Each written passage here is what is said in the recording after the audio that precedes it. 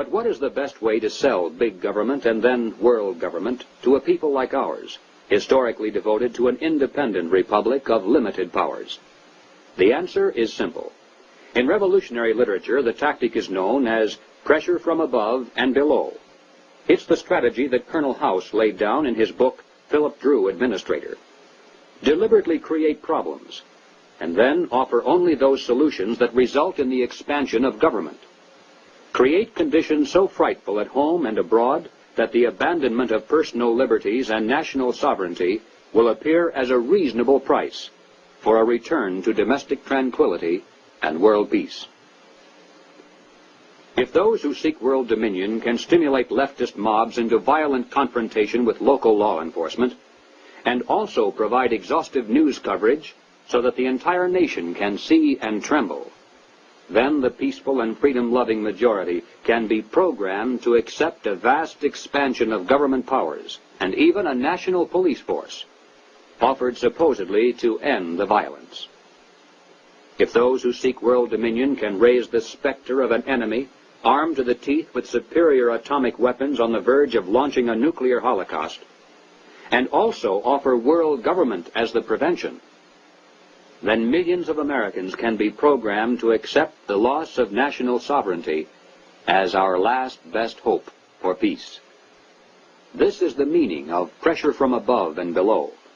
To put over police-state measures at home, they need chaos, crime, and anarchy in the streets. To sell the idea of world government, they need the constant threat of nuclear war. Or, as they say in revolutionary circles, the real action is in the reaction. In 1968, Random House Incorporated published this book by James Coonan, The Strawberry Statement, Notes of a College Revolutionary.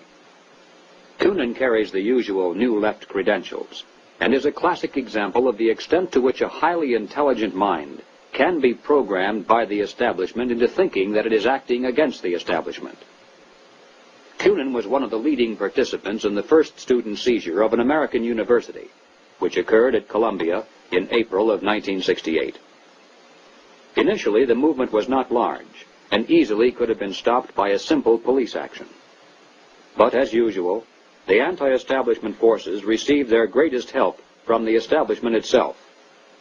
For several days, police were told not to interfere. Meanwhile, university officials groveled in the face of outrageous propaganda charges, and the media made national heroes of the rebelling students. MGM even made a movie out of Coonan's book. On page 130, Coonan wrote, "In the evening I went up to the U to check out a strategy meeting. A kid was giving a report on the SDS convention.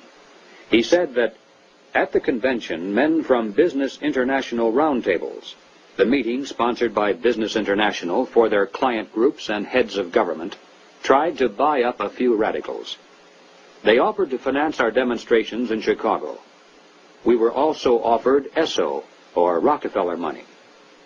They want us to make a lot of radical commotion so they can look more in the center as they move to the left." Jerry Kirk, while a student at the University of Chicago, was active in the SDS, the Du Bois Club, the Black Panthers, and the Communist Party. In 1969, Mr. Kirk broke from the party, and the following year testified before the House and Senate Internal Security Committees. Here is what Mr. Kirk has told us.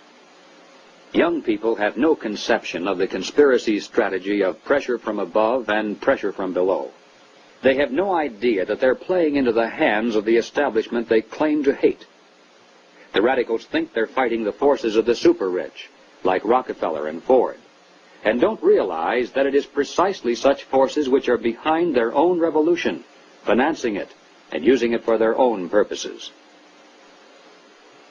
When Stokely Carmichael was head of the militant revolutionary group known as SNCC, he was invited to speak at the University of Chicago. Jerry Kirk, then still a Black Panther, was among those who attended, and here is how he described Carmichael's appearance. Mr. Carmichael was obviously in the middle of something rather important, which made him more nervous and more tense than in the past.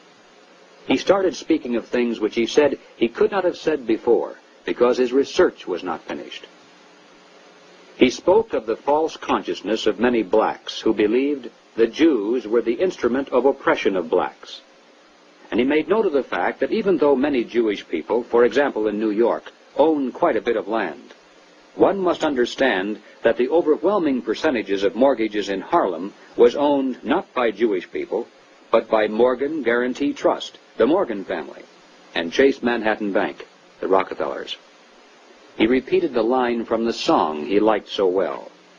"Something is happening here, but you don't know quite what it is, do you, Mr. Jones?" What he was getting at was that the Jews were simply one strata of society who are themselves being oppressed by people who were much richer and much more powerful. In the agencies of this power, he cited banks, the chief among which were Morgan Guarantee Trust and Chase Manhattan, and the foundations connected with these monoliths. It was not long after this that Stokely Carmichael mysteriously was ousted from both SNCC and the Black Panthers. Apparently, he had learned too much. More and more young radicals are beginning to wake up to the fact that their entire lives have been carefully programmed by the very people who are their hate symbols. They're beginning to realize that their so-called anti-establishment outlook actually is the calculated product of the establishment press, the establishment communications media, the establishment entertainment industry, the establishment schools. Rich men's corporations publish and popularize revolutionary books and songs. Through advertising, rich men's businesses subsidize revolutionary magazines. Rich men's tax-exempt foundations pour millions of dollars into left-wing organizations. The federal establishment in Washington, through agencies like the OEO, provide weekly paychecks to thousands of hardcore revolutionaries. And so we return again to the basic question, why? Why does the establishment publicly condemn but privately support the anti-establishment movement?